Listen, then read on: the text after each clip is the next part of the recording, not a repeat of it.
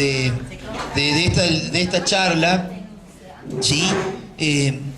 Surge una pregunta que capaz que todos los operadores del sistema nos hacemos, que yo también pretendía hacerle en algún día. Es esto: ¿qué es y para qué sirve un régimen penal juvenil?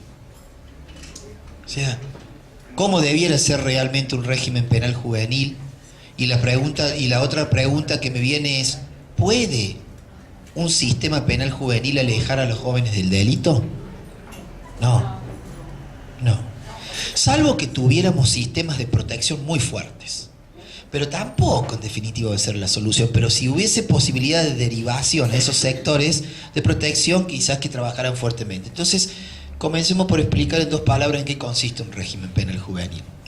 Consiste, por un lado, en tratar como adultos a los menores de 18 años y mayores de 16, ¿sí? En violación flagrante del 75, inciso 22 de la Constitución Nacional, permitiendo además, a través de una discrecionalidad judicial tan absoluta como intolerable, la impunidad de los delitos graves cometidos por adolescentes pertenecientes a los sectores sociales medios y altos. Porque también hay una impunidad de algunos delitos cometidos, ¿no es cierto? Del número grande pero impreciso de menores de edad privados de libertad en la Argentina, ni uno solo pertenece a dichos sectores. Es un dato estadístico, ¿no? No hay pibes de clase media alta. No hay. Tampoco hay el sistema para adultos, ¿eh? Bueno, puede haber ahí algún caso, pero son muy pocos. Ese es el problema que tenemos también. Que en definitiva tenemos una justicia penal selectiva, y es verdad. No nos enojemos, pero es verdad. ¿Sí? Es verdad. Entonces, por el otro lado, permite privar de libertad sin derecho al debido proceso menores de 16 años pobres, objeto de una mera imputación policial. El decreto de ley, inciso, en el artículo primero del decreto de ley 22.278, hay posibilidad de que el juez prive de la libertad por debajo de los 16 años. Pues está mal, bueno, obviamente. Pero hay posibilidad. Y no, la Corte Suprema no lo declaró inconstitucional tampoco. Eso no significa que uno esté diciendo, bueno, hay que privarlo, no hay que privarlo. De hecho, en la práctica uno a veces comete errores también, ¿sí? Entonces lo hace en algunas circunstancias, incluso cuando dicta medidas que por allí pueden llegar a obviamente implicar una restricción de la libertad. Pero lo cierto es que hoy en el sistema penal argentino no hay en el sistema penal juvenil argentino no hay reglas claras en cuanto a relaciones. Las reglas son claras, o sea, no se puede por debajo de los 16 años punir a nadie, ¿no es cierto? O sea, no se puede procesar a nadie, pero sin embargo la ley lo permite. Después hay una posibilidad entre los 14 y los 16 años que trabaja hoy una corriente doctrinaria de decir, bueno, en este caso hay que trabajar medidas socioeducativas, ¿sí? Pero medidas socioeducativas ¿dónde? Desde el punto de vista del control judicial, o medidas socioeducativas desde el punto de vista del control administrativo. Porque también otra de las dificultades que están presentando hoy en día es el enorme poder que ha tenido y que está adquiriendo el patronato administrativo. El patronato estoy diciendo mal, pero en definitiva en algunas cosas el patronato administrativo. Hoy día es impensable por allí, y se está dando, por eso la circunstancia de que se cambió el paradigma, la protección integral para desjudicializar, como quiere la Constitución, la Convención, pero lo cierto es que hoy el sistema administrativo tiene más chicos con medidas excepcionales que la justicia penal juvenil. Escuchaba un ejemplo de un juez, Pablo Llantus, que es de Buenos Aires, que decía, en una causa nosotros teníamos a un pibe que había cometido un delito como adulto, escarcelado, y como menor de edad lo tenían encarcelado. Y le decimos, pero como menor de edad tiene, sí, como adulto, ante el mismo delito, un robo con armas, ¿sí? Lo teníamos escarcelado como adulto, pero estaba encarcelado como menor de edad por un delito igual. Ahora, las socioeducativas, si no tenés un expediente judicial, o sea... ¿Quién las lleva? Claro. ¿Y cómo? ¿Y en qué consisten? Claro. ¿Quién las lleva? ¿Para qué? Vos sabés que eso yo Porque también... Las socioeducativas, de acuerdo a la ley 2278, es para una posible aplicación de pena y demás. Pero si no tenés... ¿Qué serían las tutelares? Claro, pero si no tenés un expediente de delito, ¿por qué la socioeducativa? no sería posible. Yo las que he dictado han sido con delito. Sí, no, por eso digo, o sea, con delito, sin delito, no. No sé, no la veo posible. Porque hablamos de socioeducativas, pero claro, pero partamos de que hablamos de socioeducativas. Porque la socioeducativa que se debate, incluso tan mencionada, viste en este informe de Justicia y Derechos Humanos del 2011 de la Comisión, ahí están mencionadas en una acápite de las socioeducativas. Y hay toda un debate de que habría una posibilidad de los que están allí de entrar con socioeducativas, pero con delito. Porque hablamos de socioeducativas cuando hay delito, en definitiva. Si no, no es posible, no es posible hablar de socioeducativas. Sí. No, decile vos. O sea, las socioeducativas, digamos, son acciones que lleva a cargo el mismo juzgado de menores en su departamento, en su secretaría asistencial, para un control, digamos, social, para ver cuál es la situación del menor que cumplió, o sea, tuvo un delito o no está todavía... Y graves, en realidad. Graves. Entonces hay un seguimiento porque la ley dice que podrá ser sometido podrá aplicarse pena cuando cumpla los 18 años y tenga un año de medidas tutelares. Que son las que ahora le llamamos socioeducativas. Que a veces el juzgado las toma como un resguardo para poder controlar a ese menor, a esa persona menor, que ha infringido la ley penal. Claro, y que necesita, y que es que son necesarias. Pero son necesarias, como dice, ¿sabe por qué? Porque el momento de declararse la responsabilidad penal o aplicar una pena, tiene que haber una historia del pibe a ver si ha evolucionado o no ha evolucionado. Si no ha evolucionado, no hay posibilidad porque lo está expidiendo la ley. Pero el tema es complicado. La pregunta, digamos, ¿cómo imponer esa medida si no es un delito? No, bueno, pero es imposible. No se puede imponer ese delito. Y también hay situaciones que, por ejemplo, se investigan en fiscalía, se imputa a una persona menor de edad y no se comunica al juzgado de menores para que abra las tutelares. Que abra las socioeducativas o tutelares. Sí. Entonces, cuando llega a juicio el expediente de fiscalía, en general esa persona menor de edad, como lo investigó fiscalía, está acompañado con un mayor, seguramente va a juicio y no se le puede aplicar la pena al menor porque nunca tuvo socioeducativa. Entonces, está en la... Sí, pero por eso es un error en el trámite. Claro, se hace. Sí, en realidad ahí podría también el tribunal decir, a ver, una rápida, viste que puede pedir una información sumaria también, pero ¿qué sería la información sumaria? ¿Un informe socioambiental? Nada más. Porque otras cosas no se me ocurre a mí, pero lo digo desde mi ignorancia en ese sentido. O sea, ¿qué sería una información sumaria como dice la ley 2278? Un informe socioambiental amplio que el pibe está laburando, que hizo una cosa bien, que no volvió a delinquir, algún antecedente de que si a ver si cometió otro delito. La escuela, qué sé yo, ese tipo de informe sería una información sumaria rápida, ¿no es cierto? Entonces, definitiva, pero es lo único. Pero a veces pasa eso, como dice Sandra, no se abren medidas socioeducativas, no las comunican, ¿me entendés? No las comunican, entonces por ahí es complejo. ¿Y qué pasaría también? Porque esto también es el debate entre los pibes de 14, suponete voy 10 años, porque las medidas socioeducativas también se debaten en esa etaria, en esa franja, que para nosotros no son punibles, pero decís cometen un delito grave. Cometen un delito grave, un homicidio. O sea, ¿qué respuesta le doy? Porque, definitivamente, también te preguntamos esto. Hoy día entra un pibe a la escuela y no sé, sufría bullying, supónganse, ¿no es cierto? Y saca una revólver y mata a 4. Y tiene 15 años. Y vos decís, pucha, y no es punible. No va a estar encerrado, ¿eh? O sea, anda a explicarle a los padres, a la sociedad, no lo van a entender, a la sociedad esto, no es punible. ¿Qué habría que hacer también eso? ¿La respuesta sería bajar la edad de la punibilidad? No. Ya sabemos que la respuesta no es bajar la edad de la punibilidad porque es un caso aislado, es único y no puede bajarse. Ahora, ¿qué medidas tomamos allí? Porque, ojo, o sea, eso no significa que la justicia en los primeros momentos no intervenga. Tiene que intervenir para verificar si el hecho existió, si ocurrió, si quién lo cometió, hasta que se acredite la edad y la identidad, qué es lo que ocurrió.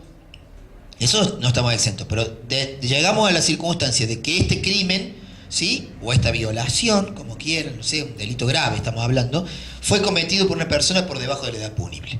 Y también resulta que tenemos, supóngase, en los delitos contra la integridad sexual, porque ahora hay una fuerte tendencia de delitos como la Comisión de Delitos contra la Integridad Sexual, resulta que lo tenemos al pibe que lo quiere linchar a la familia, que lo quiere matar, que yo no lo puedo tener resguardado, lo derivo a desarrollo social. Y desarrollo social, por ahí pero yo no tengo infraestructura para esto. ¿Qué hago? ¿Y qué respuesta le doy a la víctima? a ver, ¿qué respuesta le doy a la víctima? Nada más. O sea, dejemos la sociedad, a la víctima. Mira, lo mató. Pero no es punible, ¿no? Pero tampoco la punibilidad va a ser la solución. Porque también, o sea, nos encontramos con múltiples preguntas, con múltiples cuestiones desencontradas y encontradas fuertemente, y decir, ¿cómo logro dar una respuesta en eso? Porque la bajarle de la punibilidad sabemos que es una respuesta penal. Es una respuesta que no da que no da soluciones. Los sistemas de protección integral que podría derivarse allí con alguna medida no cuentan de recursos. No cuentan con recursos, ni materiales ni humanos. O con los pocos que cuentan son muy pocos. Y ante un hecho tan grave como ese, ¿qué es lo que hacemos? En definitiva, no, queda en manos del juez. Bueno, pero me va a venir y me va a decir con mucha razón sus defensores, el asesor, si no, lo puede tener privado de la libertad. ¿Y a dónde lo mando? ¿Qué hacemos? Y bueno, lo dejo ir. Bien, tiene razón. Es la ley, lo que dice la ley es eso. Y me preocupan ese tipo de cosas. No, porque tampoco vamos a bajarle la punibilidad para los que cometen delitos contra la integridad sexual. No, el derecho penal unívoco tiene que bajarse para todos, si no, no se baja. No puede haber discriminaciones. Entonces digo, ¿qué pasaría si nos encontráramos con eso? ¿Qué respuesta habría? Y bueno, la única es en ese caso puntual llamar a todo el sistema de protección y decir, bueno, vamos a trabajar en esto, y mientras tanto va a estar institucionalizado. ¿En dónde? ¿Usted lo va a tener usted o lo voy a tener yo? No, lo van a tener ustedes, pero va a estar privado de la libertad. Porque así ocurre. Y bueno, y lo mandamos, a ver, y si lo mandamos al domicilio con internación, ¿es privación de libertad? Salta el asesor de menor y te dice... No, es que es privación de libertad. ¿Te gusta o no te gusta? El arresto domiciliario o la prisión domiciliaria, cuando dicen, no, pero se va al domicilio. No, es prisión. ¿Te gusta o no te gusta? Es una modalidad de prisión. Bueno, no, o sea, no puede salir por orden de un juez. No puede salir. Está privado de la libertad. O sea, si a vos te tengo encerrado en tu casa, si a vos te tengo encerrado en tu casa y te digo no puedes salir, la pucha, va a llegar un momento que vas a querer salir. Vas a estar privado, estás coaccionado de alguna manera y además te pueden poner un control. ¿Qué hago en ese caso? Yo todas las veces me pregunto, ¿qué pasaría en ese caso? Porque sobre todo ahora que hay muchos casos de niños que agreden a otros, donde hay una marcada tendencia a humillarlos, a perseguirlos en el colegio, a hacer... Entonces, ¿qué haría ante una reacción de eso? Como la del famoso pan triste. Sí, Marcelo. Yo estaba pensando, habría que ver el caso en particular, porque evidentemente no es para todos los casos, pero me estaba acordando de algunos casos que se plantearon cuando fue el encuentro de mediación penal. Sí. Que sobre todo, ¿qué respuesta se le da a la víctima? Sí. Porque, digamos, evidentemente que no va a ser un encierro, y si nosotros queremos construir legitimación social para una decisión que diga no encierro, claro, la víctima, ¿qué hace? ¿Cómo se lo Pero yo estoy de acuerdo, ¿sabes? Que estoy muy de acuerdo con vos, Marce. ¿Sabes por qué? Porque en el discurso garantista de mejorar las cárceles, de mejorar el sistema procesal, de darle mayores garantías, de alternativas al sistema penal, nos olvidamos de la víctima. Y no puede haber en un discurso garantista, si se quiere, olvidarse de los derechos de las víctimas. De la tutela legal efectiva, que también es una derecho constitucional. Si empezamos a pensar los bienes jurídicos que protege el sistema penal como bienes de toda la sociedad y que nunca se puede pensar que la protección de una garantía es en detrimento de las garantías de otro, hay que pensar en la sociedad en su conjunto. Sin dudas. Entonces, también como trayendo a la escena del conflicto, restituyendo a la escena del conflicto esta parte que es la víctima, construir legitimidad para el discurso garantista desde un lugar diferente como es el que habilita el marco de una mediación penal, que de hecho muchas experiencias de las que relataron tuvieron su origen en la mediación penal juvenil. Seguramente. Entonces, capaz que por ahí... ¿Sabes qué es lo que pasa? Pero por ahí... Estamos hablando de un hecho penal grave. Sí, Está bueno, bien, pero la mediación, recordemos algo algo también, la mediación, la justicia restaurativa, cómo salir, es cuando tenemos a alguien que se lo puede procesar. El problema, estoy hablando de qué pasaría en un caso típico, cuál sería la respuesta estatal, no porque haya que bajar, cuál sería la respuesta como Estado que debiéramos dar, porque ahí estamos todos, ¿me entendés? O sea, todos estamos involucrados, ¿cuál sería la respuesta que debemos darle? ¿Y cuál es la respuesta que el Estado está preparado para dar ante un hecho grave, puntual, hoy en día? Y que aparte que a la víctima no la conformas con nada. No, es que no la vas a conformar, Sandra. Y yo tampoco me conformaría si me matan un hijo, si me matan yo.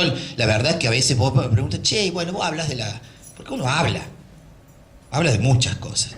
Pero sí, pero digo, pucha si me pasara a mí. Pucha si me pasara a mí.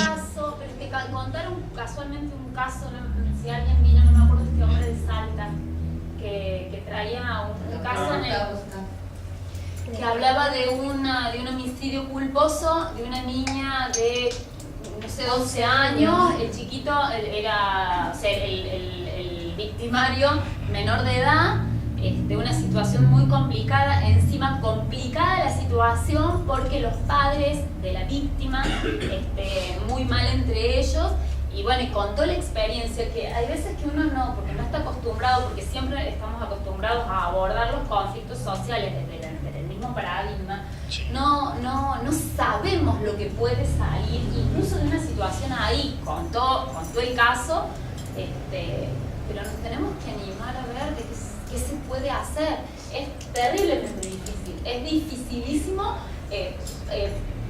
imaginarse estar en esa situación. Sin duda. Entonces, es imposible que nosotros podamos válidamente derivar alguna conclusión hablando así. Yo lo único que quería es, si la víctima me pedía sentarme cara a cara. No, yo tampoco. Pero no sé, pero salvo que... A ver, y ¿sabes qué, Sandra? Dependiendo también de la gravedad del delito. Porque capaz que me arrebatan una cartera y quiero mediar. Pero capaz que me entraron y me cagaron a palo. Perdón la boca, ¿no? Pero me cagaron a palo a mi familia, a mis hijos. Me torturaron y yo no quiero mediar nada, ¿eh? Porque el dolor es difícil. Ojo, pero también hay gente que podría hacerlo, que tiene la capacidad suficiente para perdonar. Porque esto es lo que dice Neil Christie en una 60 cantidad del delito. Dice, si creyéramos en la bondad, ¿no es cierto? En la virtud de la bondad, del perdón, de todo esto, obviamente que un sistema funcionaría mucho mejor y más cohesionado. Y eso es lo que ocurrió en definitiva en el sistema penal noruego. O sea, ellos apostaron a eso y hoy las cárceles se cierran. Pero tienen una mentalidad... Sí, más o menos. Acá nosotros queremos abrir más y ellos cierran, ¿me entendés? Pero es verdad, ellos cierran. Es más, el otro día veía en YouTube, ustedes véanlo, lo pueden googlear ahí nomás el toque en YouTube o youtubear, ¿viste? Como dicen los jóvenes. Entonces vos le pones ahí, fíjate el sistema penal, ellos tienen hasta cuchillos y tenedor de metal y... Sí, en realidad, y le mostraban, y hacían un examen y mostraban una cárcel argentina y le mostraban la cárcel de ellos, ¿no? Y decían, no, pero no es porque sea linda la cárcel de ellos tampoco, sino que ellos apuestan a la real reinserción. Entonces, ¿qué es lo que decía eso? Un preso de allá, preso por un delito grave, ¿no? Te decía eso, esas cárceles parecen de la Edad Media, propias de la Edad Media. Pero nuestras cárceles son de la Edad Media. No, absolutamente. Pero ¿por qué nosotros no podríamos pensar una cárcel de real resocialización? Sí, pero distinta. Yo no sé si a nosotros nos sirve el modelo noruego. No, bueno, ya sé que no nos sirve el modelo noruego. Tendríamos que cambiar toda la cabeza de una sociedad para tener modelo. Ellos tienen otro.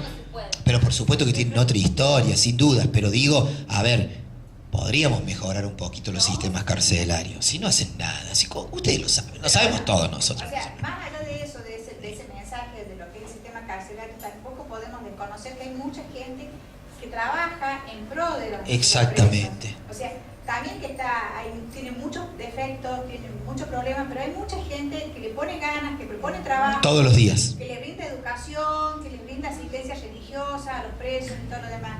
O sea, hay gente que sí trabaja, pero lamentablemente esa población que trabaja y está en pos de es muy menor con la población carcelaria. Y que son los presos del otro lado de la reja, viste que vos le decís, o sea, está el preso de un lado de la reja y el preso del otro lado de la reja. Hay tipos que tienen capacidad de diálogo, que son guardias de seguridad, que los cuidan a los tipos que tienen capacidad de diálogo. En definitiva, vos tenés otra preparación al momento de la seguridad de las personas privadas de la libertad, que es la capacidad de diálogo y dialogar para que la persona baje los decibeles de ansiedad, de todo lo que tiene, ¿no? Entonces vos fíjate que a mí me pasaba que en los primeros tiempos, cuando había alguien que recién era condenado y ya estaba su condena firme, vos lo ibas a la visita y lo veías al tipo así. O sea, porque había un nivel de... O sea, tiemblan, la mayoría tiemblan un patrón muy... Y después con el tiempo están resignados. No, sí es verdad, están resignados y después están entregados a algunos y algunos dicen, en definitiva el problema es, mire doctor, en definitiva yo lo único que quiero es hacer algo acá adentro, pero no me hacen hacer nada.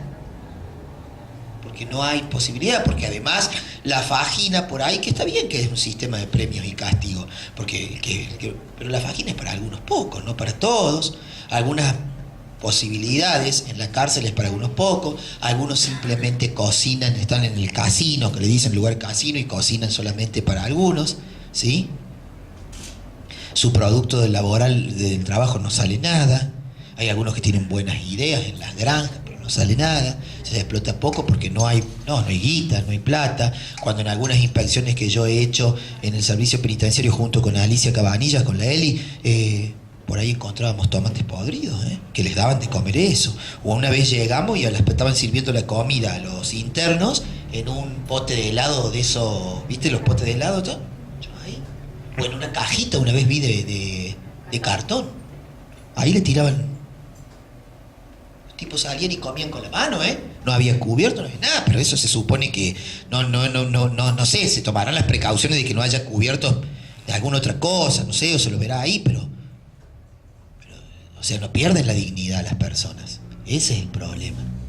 Pero bueno, y para finalizar, ¿sí? Entonces, por último, es necesario trabajar con la verdad, que en este caso significa admitir que un régimen penal juvenil, al igual que cualquier ley de naturaleza penal, no resuelve la cuestión penal juvenil, ¿sí? Sino que permite administrarla en forma transparente, democrática y racional, ¿sí? Impidiendo el uso de sucedáneos penales como formas demagógicas disfrazadas de políticas sociales reforzadas.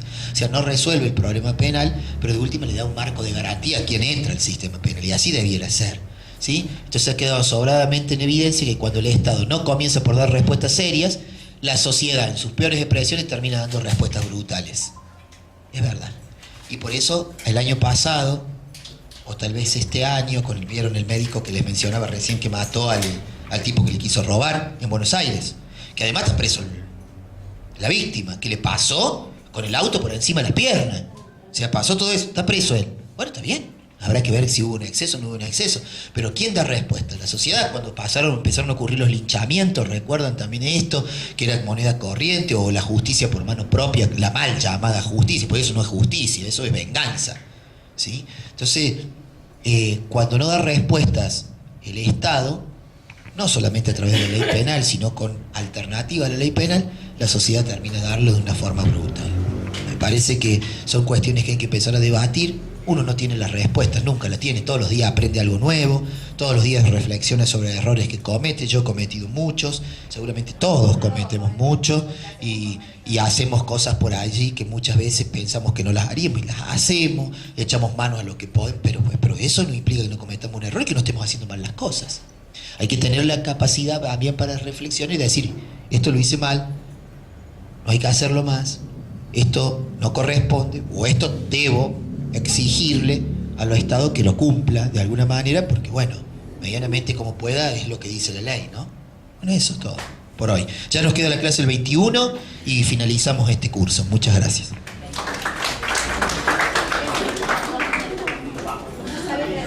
El 21 se atiende. No, bueno, pues ya vemos. Escuchen.